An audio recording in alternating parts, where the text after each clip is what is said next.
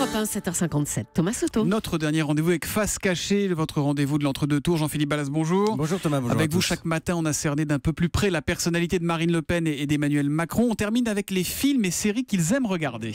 Et pour Marine Le Pen, ce sera 7 séries cultes, séries britanniques, histoire d'héritage, de demeure d'étrangers, Downton Abbey. Je n'ai pas géré Downton depuis 30 ans. Pour le voir alloué de fond en comble à un étranger venu de Dieu sait où. Voilà, c'est très bien écrit, très bien joué. Elle aime, Marine Le Pen, la saga de la famille Crowley et de ses domestiques à l'époque de la Première Guerre mondiale. Monsieur Crowley était le cousin et l'héritier du titre de Monsieur le Comte. Je croyais que c'était Lady Marie l'héritière. Je suis pas idiote, c'est une fille. Les filles ne peuvent pas hériter. Voilà, les filles ne peuvent pas hériter. Downton Abbey, série culte de Marine Le Pen. Et alors au cinéma, Marine Le Pen. Elle a un faible pour Brad Pitt. Rencontre avec Joe Black, l'un des films préférés de Marine Le Pen. Histoire fantastico-romantique, dirais-je, où Brad Pitt joue la mort, tout simplement. Qui êtes-vous? Je suis venu te voir. Vous êtes la mort.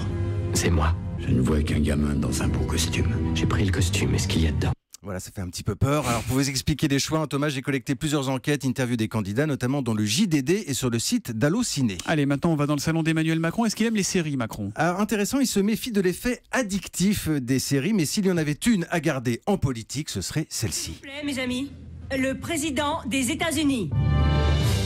The West Wing à la Maison Blanche, en français, série américaine mythique qui vous raconte la vie du président et de son équipe, le président Bartlett. Au cas où vous prendriez ce banquet pour la réunion mensuelle de votre club d'ignards coincés, sachez tout de même que dans cette maison, quand le président se tient debout, personne n'est assis. Voilà, ça ne vaut pas un soutien officiel de Barack Obama, on est d'accord, mais c'est très très très bien quand même. Mais dis donc, dans votre sélection, il n'y a pas de français, rien? Si, Thomas, il y en a. Ah bah oui, les tontons flingueurs. Voilà, film culte d'Emmanuel Macron. Toute ressemblance avec un débat télévisé agité de cette semaine ne saurait être que fortuite. Je vais lui montrer qui c'est Raoul. Aux quatre coins de Paris qu'on va le retrouver éparpillé par petits bouts façon puzzle. Moi, quand on m'en fait trop, je correctionne plus. Je dynamite, je disperse, je ventile.